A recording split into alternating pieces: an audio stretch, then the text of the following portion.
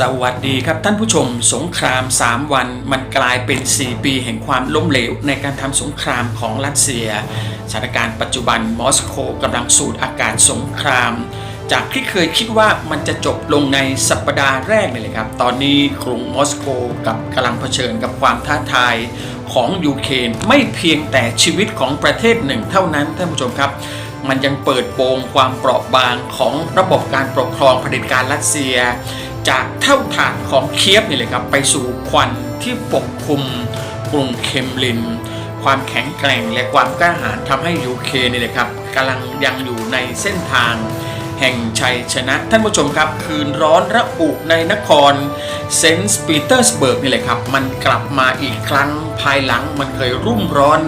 ครั้งการประชุมเศรษฐกิจรัสเซียหรือว่าดาวอสรัสเซียซึ่งเกิดขึ้นในต้นเดือนมิถุนายนความรุ่มร้อนมันเกิดขึ้นเมื่อศูนย์โลจิสติกของรัสเซียอีกแห่งนี่เลยครับมันกำลังพบกับนิพพานอันอบอุ่นน่ารื่นรมดูเหมือนจะได้รับความช่วยเหลือจากโดรนของยูเครนที่มาเพิ่มอุณหภูมิสัมผัสให้บ้านเกิดของปูตินแม้จะไม่มีรายงานการพบโดรนยูเครนแต่ศูนย์โลจิสติกขนาดใหญ่ 200,000 ตารางเมตรมันก็ถูกทำลายสิ้นซากอีกแห่งหลังจากมันไหม้ยามดึกเกินกินอาคารทั้งบริเวณซึ่งเกิดขึ้นเช้าตรู่23 สิงหาคม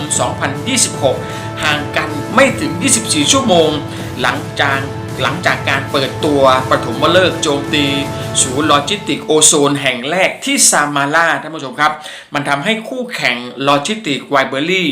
อยู่ในเส้นทางล้มละลายตามๆกันยูเครนได้โจมตีสถานที่ตั้งแห่งที่2ของโอโซนในโอเลนเบิร์กห่างจากยูเครน 1,300 กิโลเมตรโดยมุ่งเป้าไปที่คลังสินค้าโลจิสติกขนาดใหญ่แห่งที่2ของโอโซนภายในเวลาห่างกันไม่ถึง 24 ชั่วโมงจากแห่งแรกนี่เลยครับนับเป็นแห่งที่2จากจำนวน 25 แห่งและที่เหลือนี่แหละครับมันก็ถูกกำหนดให้เป็นเป้าหมายในเส้นทางการทำลายต่อไปและมันกำลังทำให้คลังสินค้าที่มีขนาด 200,000 ตารางเมตรจ้างงาน 3,000 คนและส่งสินค้า 38 ล้านชิ้นต่อวันนี่แหละครับได้ถูกปิดดำเนินการไปเป็นที่เรียบร้อย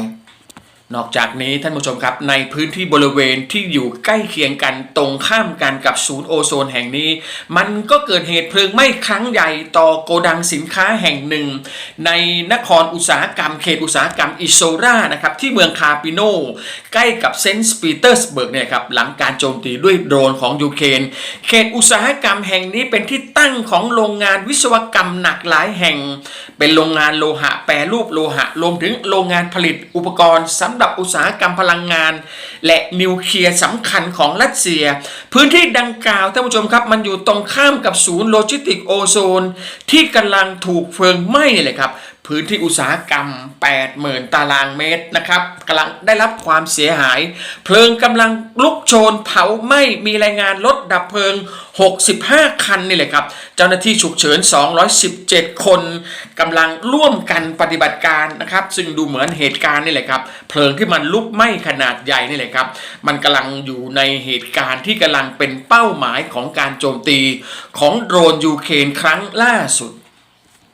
ท่านผู้ชมครับการโจมตีนครเซนต์ปีเตอร์สเบิร์กซึ่งถือว่าเป็นบ้านเกิดของปูตินมันเกิดขึ้นอีกครั้งท่านผู้ชมครับก่อนหน้านี้1 มิถุนายนท่านผู้ชมครับต้นเดือนมิถุนายนในช่วงการประชุมเศรษฐกิจรัสเซียหรือที่ว่าดาวอสรัสเซียโดรน FP1 นี่แหละครับมันได้รับเกียรติในการเปิดตัวนะครับหลังจากที่มันขยายระยะทำการเกิน 1,000 กิโลเมตรนี่แหละครับและเปิดตัวครั้งแรกในการประชุมครั้งนี้นะครับและเบื้องหลังนี่แหละครับพิธีเปิดนี่แหละครับการประชุมที่ฉากมันเต็มไปด้วยควันดำจากการเผาผลาญคลังน้ำมันยังเป็นภาพติดตาและตราตรึงในความจริงทรงจำอันยิ่งใหญ่ของพิธีเปิดการประชุมโดรน FP1 นี่แหละครับได้เลิกเปิดตัวโดรนขยายระยะโจมตีเปิดการประชุมที่ดาวอสนี่แหละครับนั่นเป็นสัญลักษณ์ ของความสูญเสียซึ่งเกิดขึ้นนะครับซึ่งยูเครนตั้งใจที่จะให้เห็นความหายนะจากการโจมตีด้วยโดรนนี่แหละครับมันเป็นฉากหลังสำคัญ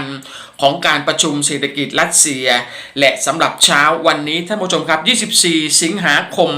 สัญญาณเตือนภัยมันกลับมาเริ่มดังอีกครั้งหนึ่งและเช้าวันนี้มันไปเกิดขึ้นที่ภูมิภาคลอสตอฟและคัสโตดาตั้งแต่เวลา 4 นาฬิกาตามเวลาประเทศไทยท่านผู้ชมมีรายงานโดรนกว่า350 ลำมันกำลังเดินทางไปสู่เป้าหมายและมีรายงานการใช้ขีปนาวุธฟามิงโกถูกนำมาใช้งานอีกครั้งซึ่งความเสียหายนี่แหละครับมันอาจจะเกิดขึ้นในไม่กี่ชั่วโมงต่อจากนี้ไปนะครับและสัญญาณเตือนภัยมันเริ่มดังไปทั่วในภูมิภาคทางด้านตะวันออกและด้านทิศใต้ของรัสเซียรายงานความเสียหายเราจะนำเสนอในคลิปต่อไปท่านผู้ชมครับปูตินส่งสัญญาณความชัดเจนอีกครั้งเลยนะครับในเรื่องของการทำสงครามปูตินออกมาระบุนะครับว่ารัสเซียกำลังเตรียมพร้อมสำหรับสงครามที่ยาวนานขึ้นในยูเครนเขากำลังใช้การประชุมใหญ่ของพรรคยูไนเต็ดรัสเซียเพื่อวางกรอบสงครามให้เป็นวาระแห่งชาตินี่แหละครับที่จะดำเนินการต่อไปขณะที่นำเสนอการโจมตีล่าสุดของรัสเซียว่าเป็นความสำเร็จอย่างงดงามโดยเฉพาะการระดมการโจมตีแบบผสมผสานครั้งล่าสุดนี่แหละครับ20 สิงหาคมที่มีการใช้ขีปนาวุธนี่แหละครับมากกว่า70 ลูกนะครับโจมตียูเครนโดยที่ยูเครนนี่แหละครับแทบสกัดกั้นไม่ได้ปูตินยังรับทราบถึงความเสียหายจากปฏิบัติการโจมตีระยะไกลของยูเครนต่อโครงสร้างพื้นฐานนี่แหละครับเขาเรียกร้องให้มีการสร้างระบบป้องกันภัยอากาศที่เข้มแข็งแกร่งมากขึ้นข้อความนี้ท่านผู้ชมครับมันมาพร้อมสัญญาณที่ชัดเจนจากมอสโกนะครับว่าไม่ยอมแพ้ต่อเป้าหมายสงครามในยูเครนขณะที่ยูเครนนั้นก็ยังคงโจมตีโครงสร้างพื้นฐานน้ำมันท่าเรือและโลจิสติกของรัสเซียต่อไปในขณะเดียวกันท่านผู้ชมครับคู่หูของปูตินก็คือเซอร์เกย์ลาฟลอฟเนี่ยครับรัฐมนตรีต่างประเทศออกคำแถลงล่าสุดครับเปิดเผยเป้าหมายสงครามของรัสเซียเป้าหมายมันไม่ใช่แค่ดินแดนดอนบัสเท่านั้นท่านผู้ชมแต่มันคือการควบคุมยูเครนทั้งหมดโดยสมบูรณ์การหยุดยิงที่ปล่อยให้ยูเครนยังคงสมบูรณ์และมีอธิปไตยนี่แหละครับเท่ากับทรยศต่อโครงสร้างจักรวรรดิทั้งหมดไม่ใช่การหยุดชั่วคราวทางยุทธวิธีไม่ใช่สันติภาพแต่มันเป็นความจริงดิบที่มอสโกต้องการใช้ไพ่ระบอบนาซีเลยครับเพราะทางเลือกก็คือการยอมรับว่าพวกเขานี่แหละครับทรยศต่อซากศพครึ่งล้านศพและทำลายเศรษฐกิจของตัวเองเพื่อครอบครองเมืองล้างไม่กี่แห่งในดอนมาร์สนั้นมันไม่สมเหตุผลปูตินไม่สามารถตอบคำถามล้านคนของผู้ชายที่กลับบ้านได้ถามว่าเกิดอะไรขึ้นกันแน่จะทำให้โครงสร้างล่มสลายเร็วกว่าการคว่ำบาตรใดๆดังนั้นเครื่องบดเนื้อนี่เลยครับมันจึงต้องดำเนินการต่อไปลาฟลอฟเตือนว่าการหยุดก่อนถึงการยึดครองทั้งหมดยูเครนนี่เลยครับมันคือการทรยศต่ออุดมการณ์ของประเทศท่านผู้ชมครับเคมลินกำลังพูดอย่างเปิดเผยนะครับว่า